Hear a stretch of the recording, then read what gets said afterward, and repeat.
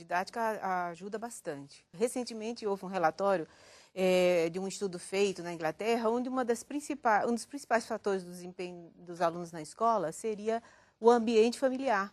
Então, você vê que está claro ali, pelo que ele falou, que o pai tem participação nisso. Agora, também ele falou de um professor que, para adolescentes, usa bastante comédia, ou seja, é brincalhão, isso ajuda bastante. Alguns professores têm esse dom, outros não. Eu acho que varia de professor para professor. Você pode até ser amigo dos alunos, ser agradável, mas não ter esse dom de sair brincando muito em sala de aula. Eu mesma não tenho muito esse dom. Um pouquinho, às vezes, dependendo da turma, mas eu não tenho esse dom excessivo de sair brincando a todo momento. Eu não consigo ensinar matemática, muita matemática com muita brincadeira. Isso é interessante, quer dizer, ele atribui parte ao empenho, né, que ele tem dedicado aos alunos. Isso aí é um fator muito importante. O empenho do professor, às vezes até com um salário baixo, mas de estar ali preocupado em dar boas aulas e fazer o melhor que pode.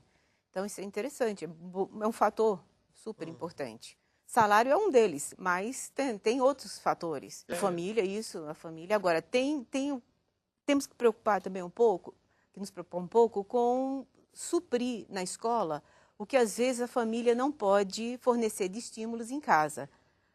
Por exemplo? Isso começando da pré-escola. Você vê uma criança, como o filho dele, já desde pequenininho ouve o pai, a mãe subir as escadas e começar a contar com a criança, bebezinho.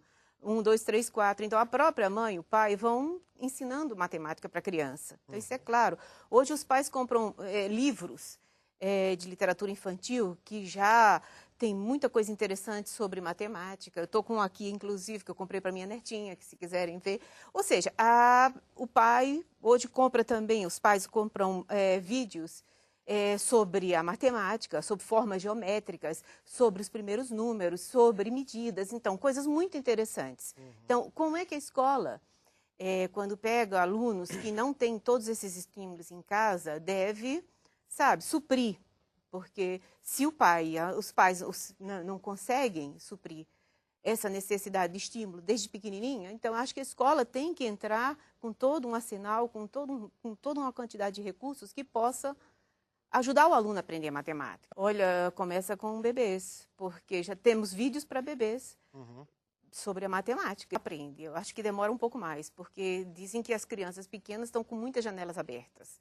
Já quando a pessoa vai crescendo, essas janelas vão diminuindo, ou seja, o número de janelas vai diminuindo. Mas eu ensino atualmente na pedagogia e eu vejo metade dos alunos com muita facilidade e a outra metade com muita dificuldade. E eu tento ensinar um pouco de didática da matemática e de matemática pura também para os dois casos, ou seja, mais didática para os que não têm muita facilidade em matemática e mais, digamos, didática da matemática. E até bom, aqueles que não sabem muita matemática e que têm até dificuldade na matemática, na pedagogia, eles são até mais receptivos a métodos diferentes, porque eles tiveram muita dificuldade quando crianças. Então, eles recebem todo esse arsenal que a gente apresenta nos cursos de didática da matemática de uma forma diferente. Eu acho interessante. Os dois casos aprendem matemática, mesmo sendo adultos, não é problema. O problema é tempo, precisa de tempo para trabalhar, por exemplo, com os materiais montessorianos. Maria Montessori, no início do século, mostrou que crianças com deficiência mental conseguiam aprender matemática. O grande feito da Maria Montessori, psiquiatra, na época, foi transferir para o ensino regular tudo que ela tinha testado no ensino especial com crianças com deficiência mental. Então, ela conseguiu grandes resultados. Eles foram esquecidos por um tempo e foram recuperados. E, recentemente, a gente vem usando muitos materiais montessorianos, que são muito antigos, claro. Material dourado, cubinhos para unidades, dezenas, centenas. Quer dizer, existem muitos recursos hoje para ensinar matemática.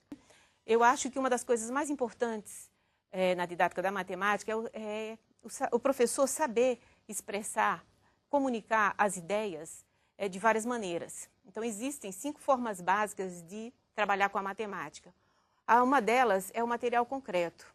É você chegar, mostrar 3 caixas com 8... Eu trouxe só... O material dourado é um exemplo, isso, né, um deles.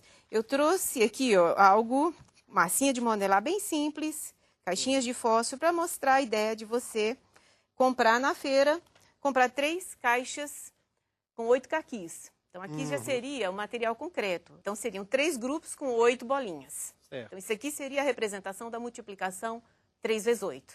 Então, você veja, aqui é uma representação concreta de uma ideia da matemática, que é a multiplicação 3 vezes 8.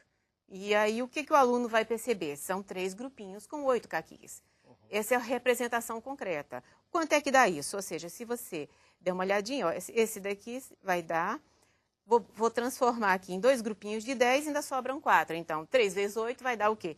24. 2 dezenas e 4 unidades. Essa seria a representação concreta. A gente também tem a representação contextual, ou seja, você chegar para o aluno e dizer, olha, gente, o Joãozinho foi à feira, comprou 3 caixas com 8 caquis cada uma. Quantos caquis ele comprou no total? Então, já seria o contexto. A gente tem também a representação icônica, o desenho. Não tem a manipulação. A forma abstrata, né? Aqui eu não mexo nos caquis para formar 2 grupinhos de 10 e 4 soltos. Então, aqui já é uma forma mais estática. Mais abstrata. Né? Mais abstrata, em relação ao concreto. Mas ainda mantém algumas características do concreto. A representação circular, a visualização é mais parecida. E bem distante do simbólico que a gente estava acostumado a ver nas escolas e tinha medo. Porque o simbólico é que assusta muitas pessoas. E a gente tem o que? A fala. Quando eu digo 3 vezes 8, eu estou falando. Então, essa é outra representação. O uso da oralidade, da fala. E, por último, a gente tem a escrita. Né? Escrever, de alguma forma, 3 vezes 8. Então, a gente tem essas 5 formas de representar a matemática. Concreto, contexto, desenho, fala e símbolo. Então, o ideal é a criança poder, o adolescente, o adulto, sempre poder ter contato com essas 5 formas de comunicar a matemática. As Olimpíadas, em si, são uma grande motivação para que os alunos aprendam matemática, estudem. Eu acho maravilhosa a ideia, sabe? E também o professor se empenha mais em ensinar bem, em preparar melhores aulas, em dar mais aulas de, digamos, acompanhamento, recuperação, quando vê que o aluno está um pouco aquém do que precisava naquela série. Então, eu acho que as Olimpíadas ajudam muito a melhorar o ensino do país. Tem como. Ou seja, os exemplos na física, na química, na biologia, quando você vai trabalhar genética, probabilidade... de uma criança nascer com os olhos azuis. Aquilo ali, entendendo? Os exemplos da biologia, da genética, ajudam a criança, o adolescente a ver que aquilo ali, das ideias de probabilidade, tem aplicação em outras áreas. Então, as aplicações são uma forma de motivar o aluno a aprender matemática, sem dúvida. Olha, eu nem sei se seria aplicações mesmo. Os livros de matemática possuírem gráficos mostrando álgebra, por exemplo, funções, mostrando uma receita, uma receita, 2 receitas, como você falou, e qual seria a quantidade, digamos, de farinha. Os gráficos lineares mostrando essa relação proporcional, ou seja, o gráfico ilustra isso bem também. Então, o professor tem que usar vários meios de comunicar a matemática. Eu volto nos meios de comunicar a matemática. Eu não posso trabalhar só a definição formal de funções. Eu tenho que trabalhar a função dentro de um gráfico, que é mais visual. Então, isso aí ajuda. O lado cômico está sempre aparecendo no ensino médio, ou seja, o adolescente realmente gosta de um professor. Eu lembro de uma história de um professor que tudo transformava em uma frase assim interessante. Todas as fórmulas de trigonometria ele transformava numa frase interessante. Então, há professores que desenvolvem coisas desse tipo. Todo tipo de técnica, até o amigo do meu amigo é meu amigo, para decorar mais vezes mais dá mais. O amigo do meu inimigo é meu inimigo, entende? Então, para decorar que mais vezes menos dá menos. E assim, o inimigo do meu inimigo é meu amigo, para decorar que menos vezes menos dá mais. Em multiplicação de números negativos e positivos. Então, os professores começam a criar coisas para entreter os alunos, para envolver os alunos com a matemática. Para melhorar o ensino de matemática no Brasil, a gente teria que atacar por vários lados. A formação do professor foi uma coisa bem falada.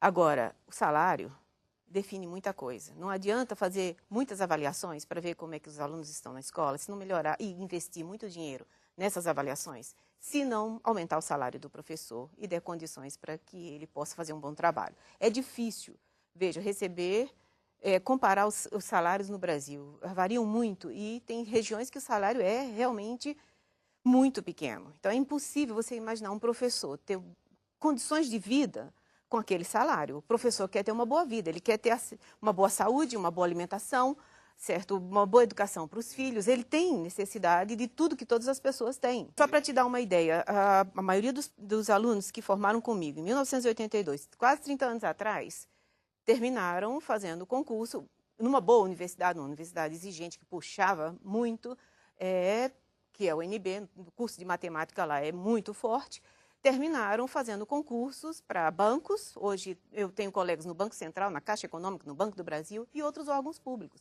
Ou seja, eles não ficaram na carreira. Fizeram um curso de muita, digamos, exigência, que podia capacitá-los, em parte, para dar boas aulas. Precisaria também de uma parte pedagógica, também, mas esse é outro lado.